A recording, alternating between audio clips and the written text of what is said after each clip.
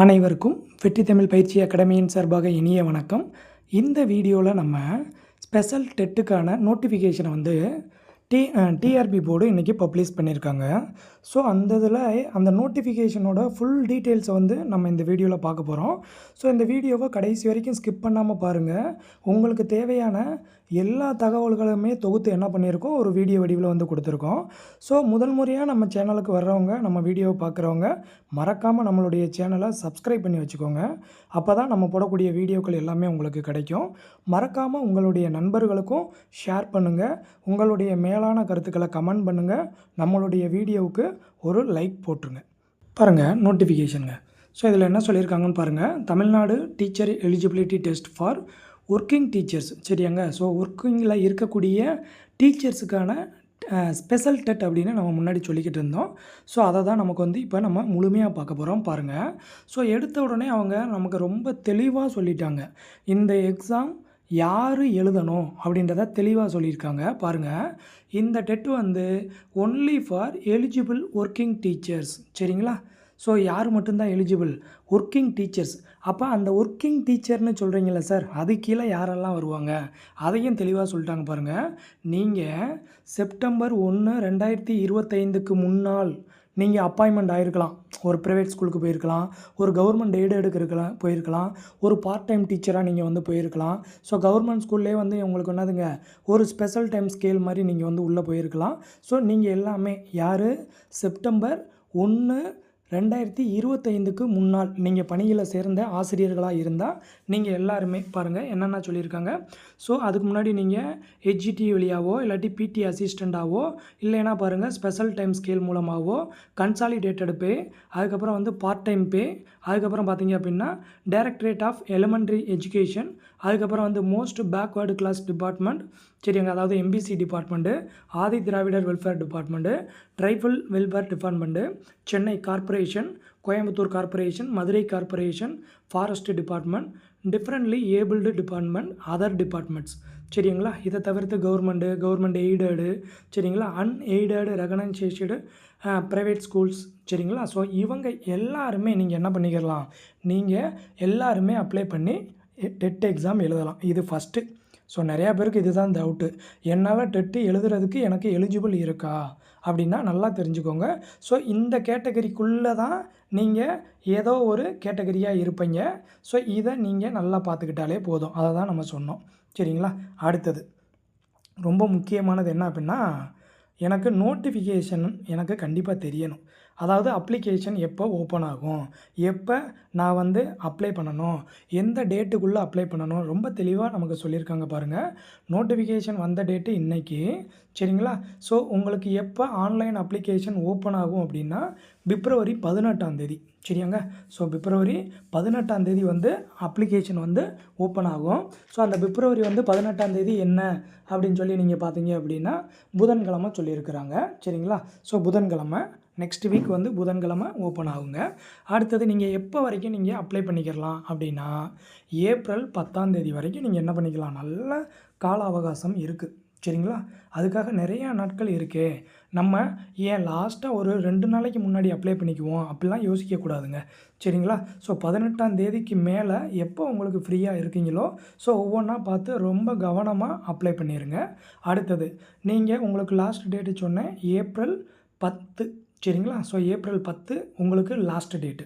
அடுத்த 3 டேஸ் கண்டினியூவாக 11th, 12th, 13 இந்த 3 நாட்கள் என்ன பண்ணுறாங்க அப்படின்னா நீங்கள் உங்களுடைய அப்ளிகேஷனை வந்து எடிட் பண்ணிக்கலாம். சரியாங்க. நல்லா தெரிஞ்சுக்கோங்க. எடிட் அப்படின்றது நீங்கள் ஒரு நேம் கொடுத்துருக்கீங்க, அதில் ஏதோ ஒரு தவறாயிடுச்சு. சரிங்களா. சர்டிஃபிகேட் நம்பர் கொடுத்துருக்குறீங்க, அந்த நம்பர் வந்து என்னதுங்க, ஒரு 0 தான் வரணும், நான் 00 போட்டேன். ஸோ நான் மாற்றி போட்டுட்டேன். 10th சர்டிஃபிகேட்டில் இருக்கக்கூடிய நம்பரை 12க்கு போட்டுட்டேன், 12th சர்டிஃபிகேட்டில் இருக்கக்கூடிய நம்பரை 10க்கு மாற்றி போட்டுட்டேன். ஸோ இந்த மாதிரி நிறையா தப்பு பண்ணுவீங்க. சரிங்களா. அதெல்லாம் பண்ணக்கூடாதுங்க, ரொம்ப கவனமாக இருக்கணும். ஸோ அந்த மாதிரி தப்பை மட்டும்தான் நீங்கள் என்ன பண்ணிக்க முடியும், எடிட் பண்ண முடியும்.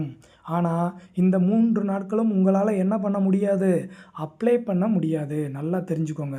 சரிங்களா. நிறைய பேருக்கு தவறுதலான புரிதல் இருக்குது. அப்ளை பண்ண முடியும்னு நிறைய பேர் நினைக்கிறாங்க. கிடையாதுங்க. இந்த 3 நாட்கள் உங்களுடைய அப்ளிகேஷனை மட்டும் நீங்கள் என்ன பண்ணிக்கலாம், எடிட் பண்ணிக்கலாம். சரிங்களா? அடுத்தது ரொம்ப ரொம்ப முக்கியமானது, என்னைக்கு எனக்கு தேர்வு அப்படின்னா ரொம்ப ரொம்ப முக்கியமானதுங்க. பேப்பர் 1 அப்படின்னா உங்களுக்கு என்னதுங்க, ஜூலை 4ஆம் தேதி. சரிங்களா? ஜூலை 4ஆம் தேதி அப்படின்றது வந்து சனிக்கிழமைங்க. சரிங்களா? சனிக்கிழமை ஃபோர்நூன் செஷனில் பேப்பர் 1க்கு எக்ஸாம் நடக்குது. அப்படியே பேப்பர் 2க்கு பார்த்தீங்க அப்படின்னா அப்படியே நெக்ஸ்ட் டே. சரிங்களா? ஞாயிற்றுக்கிழமை.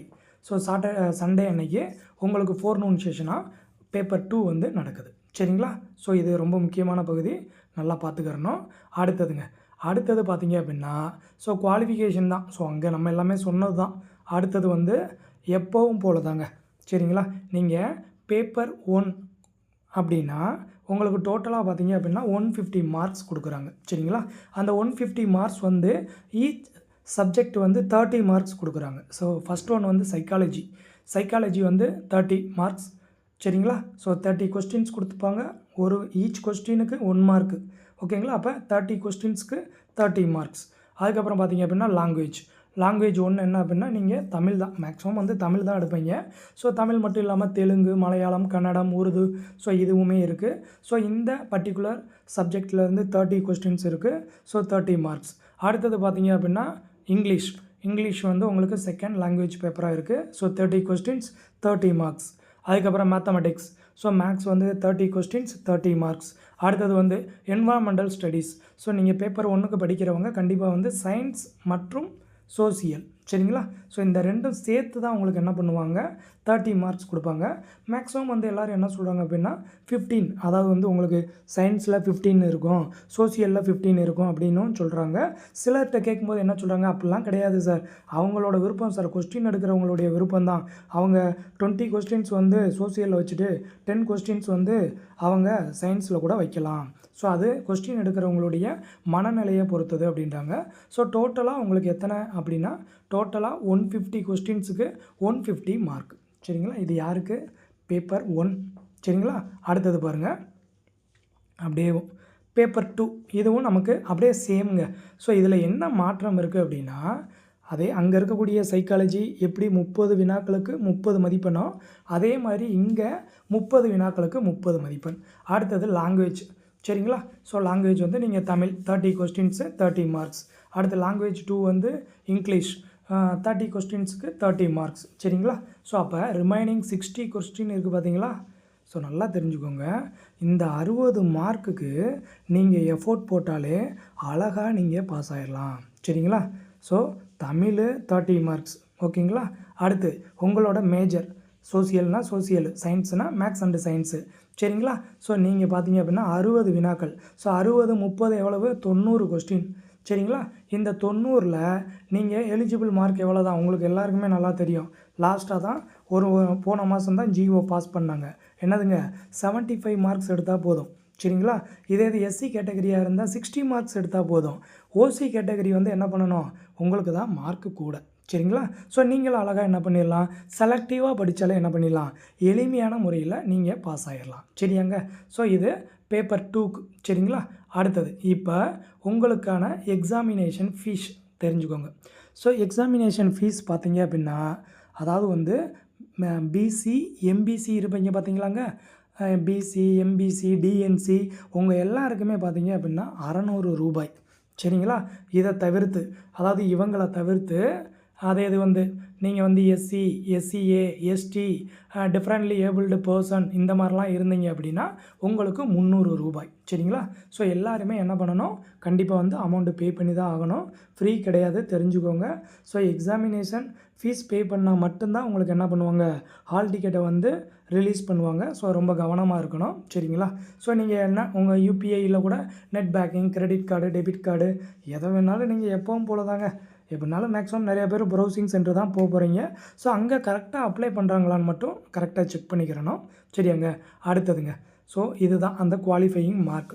பாருங்கள், டோட்டலாக 150 கொஸ்டின் ரெண்டுக்குமே, அதாவது பேப்பர் 1 இருக்கட்டும் பேப்பர் 2 இருக்கட்டும், ரெண்டுக்கும் காமனாக சொல்லியிருக்காங்க பாருங்கள். 150 மல்டிபிள் சாய்ஸ் கொஸ்டின்ஸ். சரிங்களா? ஸோ உங்களுக்கு டியூரேஷன் பார்த்தீங்கன்னா உங்கள் எல்லாருக்குமே நல்லா தெரியும், 3 ஹவர்ஸ். சரிங்களா? ஸோ டோட்டலாக 3 ஹவர்ஸ் 150 கொஸ்டின்ஸ். சரிங்களா? இது என்ன பேஸ்டில் எக்ஸாம் மோட் ஆஃப் எக்ஸாமினேஷன் வந்து ஓஎம்ஆர் சீட்டு. சரிங்களா? ஸோ ஓஎம்ஆர் சீட்டை வந்து நீங்கள் இப்போ எக்ஸாம் எழுதும்போதே நீங்கள் என்ன பண்ணிக்கிறணும், ஓஎம்ஆர் சீட்டை எப்படி ஷேர் பண்ணணும், என்னென்ன அதில் கொடுத்துருப்பாங்க, அதாவது வந்து உங்களுடைய பர்சனல் இன்ஃபர்மேஷன்ஸ் என்னென்ன இருக்கும் அப்படின்றதெல்லாம் நீங்கள் தெரிஞ்சு வச்சுக்கிறணும். அதை தப்பு பண்ணிடக்கூடாது. அப்படி நீங்கள் தப்பு பண்ணாலும் ஒன்று மார்க்கு குறைப்பாங்க, அப்படி இல்லைன்னா வந்து என்ன பண்ணுவாங்க, ஸோ மார்க் லெஸ் பண்ணால் கூட பரவாயில்ல, டிஸ்குவாலிஃபை பண்ணிடக்கூடாது. சரிங்களா? ஸோ பார்த்து கவனமாக இருக்கணும்.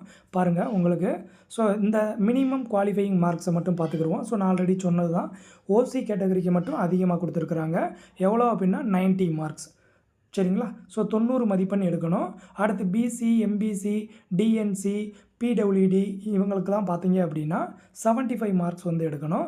அடுத்தது எஸ்சி, எஸ்டி, அதுக்கப்புறம் எஸ்சி அருந்ததியினர் இவங்களுக்கு பார்த்தீங்க அப்படின்னா 60 மார்க்ஸ் வந்து எடுக்கணும். சரிங்களா? ஸோ 60 மார்க்ஸ்லாம் ரொம்ப எளிமையான முறையில் எடுத்துடலாங்க. நீங்கள் உங்களுடைய மேஜரையும் தமிழையும் மட்டும் படிங்க. 90 வினாக்கள். இந்த 90ல் நீங்கள் என்ன பண்ணலாம், அழகாக நீங்கள் 60 மார்க் எடுத்துகிட்டு போயிடலாம். ஸோ இது இப்போ முன்னாடி பார்க்குறத கம்பேர் பண்ணும்போது இன்றைக்கி டெட்டில் பாஸ் பண்ண எனக்கு ரொம்ப கஷ்டமாக இருக்குது அப்படின்னா அப்படிலாம் சொல்ல வேண்டிய அவசியமே இல்லை. சரிங்களா? ஸோ இதுக்கு முன்னாடி எழுதினவங்களாம் இப்போ ரொம்ப புலம்புறாங்க. ஸோ இந்த வாய்ப்பு எங்களுக்கு அன்றைக்கி கொடுத்துருந்தா நாங்கள் என்றைக்கே வேலைக்கு போயிருப்போமே அப்படின்ற மாதிரி. ஸோ ஒரு நல் வாய்ப்பு உங்களுக்கு கிடைக்கிது, பயன்படுத்திக்கோங்க. சரிங்களாங்க? அடுத்தது ரிட்டன் எக்ஸாமுக்கு எப்பயும் போல தான் உங்களுக்கு ஹால் டிக்கெட் வந்து நாங்கள் பப்ளிஷ் பண்ணுவோம். யாருக்கு இண்டிவிஜுவலாலாம் நாங்கள் சொல்ல மாட்டோம். டிஆர்பி வெப்சைட்டில் கொடுத்துருவோம். வெப்சைட்டில் உங்களுடைய register number, date of birth இதெல்லாம் இன்க்ளூட் பண்ணி நீங்கள் என்ன பண்ணிக்கலாம், நீங்கள் உங்களுடைய ஹால் டிக்கெட்டை எடுத்துக்கலாம். சரிங்களா? அவ்வளோதான். அடுத்தது பார்த்தீங்க அப்படின்னா என்னென்ன உள்ளே அப்லோட் பண்ணணும். ஸோ நல்லா தெரிஞ்சுக்கோங்க. உங்கள்கிட்ட இருக்கக்கூடிய எல்லா சர்டிஃபிகேட்ஸையும் அவங்க என்ன பண்ண சொல்கிறாங்க, ஸ்கேன் பண்ணி உள்ளே வைக்க சொல்கிறாங்க. உங்களுடைய 10th mark sheet, 12th mark sheet, இதே வந்து நீங்கள் வந்து டிப்ளமோ இன் டீச்சர் எஜுகேஷன் அப்படின்னா அதை வைக்கணும். அதாவது டிடெட் அப்படின்னு சொல்லுவோம்.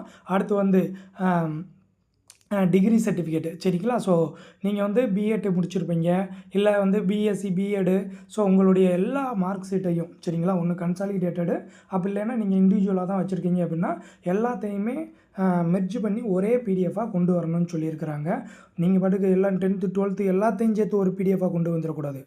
உங்களுடைய யூஜி பிஜியோட மார்க் ஷீட் இருக்குது பார்த்தீங்களா, அதை மட்டும்தான் சிங்கிள் பிடிஎஃபாக கொண்டு வரணும். ஸோ மொத்தமாக நீங்கள் ஸ்கேன் பண்ணி ஒரே பிடிஎஃபாக நீங்கள் மெர்ஜ் பண்ணி அதை அப்லோட் பண்ணணும். ஸோ அதெல்லாம் ரொம்ப கவனமாக பார்த்துக்கோங்க. அதுக்கப்புறம் கம்யூனிட்டி சர்டிஃபிகேட்டு, நீங்கள் டிஃப்ரெண்ட்லி ஏபிள்டு பர்சனாக இருக்கீங்க அப்படின்னா அதுக்கான சர்டிஃபிகேட், அதாவது மாற்றுத்திறனாளியாக இருக்கீங்க அப்படின்னா அதற்கான சர்டிஃபிகேட்டை வந்து நீங்கள் வந்து உள்ளே அப்லோட் பண்ணணும். அடுத்து ரொம்ப முக்கியமானதுங்க, சர்வீஸ் சர்டிஃபிகேட். ரொம்ப முக்கியமானது. சரிங்களா? ஸோ அதான் நம்ம ஃபைனலாக உங்களுக்கு சொல்ல போகிறோம். ஸோ உங்களுக்கு என்ன பண்ணியிருக்காங்க, நோட்டிஃபிகேஷன்லேயே வந்து லாஸ்ட் பேஜில் கொடுத்துருக்காங்க. சரியாங்க? Service certificate. ஸோ நீங்கள் வந்து ஒரு ஒர்க்கிங் டீச்சர்ஸாக இருக்கிறீங்க அப்படின்னா உங்களோட டேட்டாஸ் தாங்க. ஸோ உங்களோட டேட்டா, நீங்கள் எங்கே ஒர்க் பண்ணீங்க, அதாவது எந்த டிஸ்ட்ரிக்கு, எப்போ வந்து நீங்கள் வந்து ஜாயின் பண்ணீங்க, உங்களுடைய இனிஷியல் அப்பாயின்மெண்ட் எப்போ, அதுக்கப்புறம் வந்து ப்ரெசன்ட் நீங்கள் இப்போ ஏதோ ஒரு ஸ்கூலில் ஒர்க் பண்ணிக்கிட்டு இருப்பீங்களங்க, ஸோ அப்போ எப்போ ஜாயின் பண்ணீங்க, அதுக்கப்புறம் வந்து நீங்கள் என்ன சப்ஜெக்ட் வந்து எடுக்கிறீங்க, அதுக்கப்புறம் வந்து உங்களோட டேட் ஆஃப் பர்த்து, ஸோ உங்களை பற்றியான டீட்டெயில்ஸ் தான். சரிங்களா? அடுத்தது பார்த்திங்கன்னா ரொம்ப முக்கியமானது, நீங்கள் 2 இடத்துல சைன் வாங்கணும். ஃபஸ்ட்டு வந்து நீங்கள் உங்கள் ஒர்க் பண்ணுற ஸ்கூலோட ஹெச்எம்கிட்ட வாங்கிக்கிறலாம், செக்ரட்டரி, பிஇஓ, சரிங்களா, பிளாக் எஜுகேஷனல் ஆஃபீஸர் இருப்பார்ல அவர்கிட்ட நீங்கள் வாங்கிக்கலாம், கரஸ்பாண்டண்ட்டை நீங்கள் வாங்கிக்கிறலாம், அதுக்கப்புறம் பிரின்ஸிபல்கிட்ட நீங்கள் வந்து வாங்கிக்கிறலாம். சரிங்களா? அடுத்தது பார்த்தீங்க அப்படின்னா கவுண்டர் சைனடு யார்கிட்ட வாங்கணும்னா கண்டிப்பாக டிஇஓ, சரிங்களா, அதாவது டிஸ்ட்ரிக்ட் எஜுகேஷனல் ஆஃபீஸர். சரிங்களா? அதுக்கப்புறம் பார்த்தீங்க அப்படின்னா அப்படி இல்லைன்னா சிஇஓ, சரிங்களா, சீஃப் எஜுகேஷனல் ஆஃபீஸர். சரிங்களா? ஸோ அவங்களும் இதில் வந்து சைன் இது பண்ணிடுவாங்க. ஆஃபீஸில் கண்டிப்பாக வைக்கணுங்க. ஸோ இந்த ஒர்க்கிங், அதாவது வந்து இந்த ஒர்க்கிங் சர்வீஸ் சர்டிஃபிகேட் வந்து ரொம்ப முக்கியமானது. இதை நீங்கள் அப்லோட் பண்ண மறந்துடக்கூடாது. ஸோ கவனமாக நீங்கள் அப்லோட் பண்ணுறதுக்கு மட்டும் பயன்படுத்தாமல் நீங்கள் அப்ளை பண்ணும்போது அப்லோட் பண்ண எல்லா ஒரிஜினல் டாக்குமெண்ட்டையும் நீங்கள் ரொம்ப கவனமாக பத்திரமாக வைத்துக்கொள்ள வேண்டும். சரிங்களா? ஸோ நீங்கள் கவுன்சிலிங் போகும்போது அதாவது பேப்பர் 1 வந்து உங்களுக்கு என்னதுங்க, உங்களுக்கு டைரெக்ட்டா நீங்கள் பாஸ் அப்படின்னா, நீங்கள் ஆன்லைன்லேயே வந்து நீங்கள் சர்டிஃபிகேட் எடுத்துக்கிடலாம். சப்போஸ் ஒரு வேளை நாளைக்கு மாத்தலாம். சரிங்களா? என்ன பண்ணலாம், உங்களுடைய சர்வீஸ் சர்டிஃபிகேட்ட குடுங்க. நாங்க வெரிஃபை பண்ணணும். உங்க மேல எங்களுக்கு டவுட் இருக்கு அப்படின்னு என்ன பண்ணலாம், ஸோ நம்மள என்கொயரி பண்ணலாம். ஸோ அதுக்கு டிஆர்பிக்கு முழு அதிகாரம் இருக்கு. ஸோ அதனால முழுமையா நீங்க வந்து என்ன பண்ணுங்க, ரொம்ப கவனமா எல்லாத்தையுமே நீங்க அப்ளிகேஷன ஓப்பன் பண்ணிட்டு என்னென்ன கேட்டிருக்காங்கன்றத கவனமா பாருங்க. கவனமா பார்த்துட்டு அப்ளை பண்ணுங்க. அப்ளை பண்ணும்போது எதுவும் தவறுதல் பண்ணிறாதீங்க. ரொம்ப கவனமா அப்ளை பண்ணிருங்க. கண்டிப்பான முறையில ஃபீஸ் பே பண்ணிருங்க. ஃபீஸ் வந்து நாளைக்கு கட்டிக்கிருவோம். இப்போ கொஞ்ச நேரம் யுபிஐ ஒர்க் ஆகலப்பா. கொஞ்ச நேரம் கழிச்சு நான் கட்டி விட்டுறேன் அப்படின்னு ப்ரௌசிங் சென்டர்காரன் சொல்லுவான். ஸோ நம்பக்கூடாது. கட்டிட்டாங்களா? வெரிஃபை பண்ணணும். நீங்க என்ன பண்ணுங்க, என் மொபைல்ல இருந்தே நீங்க ஸ்கேன் பண்ணிக்கோங்க. அந்த மாரி நீங்க சொல்லுங்க. இல்லைன்னா உங்களுடைய டெபிட் கார்ட குடுங்க. சரிங்களா? அதில வந்து அவங்கள வந்து எடுத்துக்க சொல்லுங்க பணத்த. சரிங்களா? ஸோ பணம் கரெக்ட்டா பே பண்ணிட்டோமா அப்படின்றத பார்த்துக்கோங்க. அப்படின்னா தாங்க உங்களுக்கு ஹால் டிக்கெட் வரும். ஹால் டிக்கெட் வந்தா மட்டும் தான் நீங்க எக்ஸாம் எழுத முடியும். சரிங்களா? ஸோ முழு தகவல்கள உங்களுக்கு சொல்லியிருக்கோம். உங்களுடைய நண்பர்களுக்கு மறக்காம நம்மளுடைய வீடியோவ ஷேர் பண்ணுங்க. முதல் முறையா நம்ம வீடியோவ பார்க்குறவங்க மறக்காம நம்ம சேனல சப்ஸ்கிரைப் பண்ணி வச்சுக்கோங்க.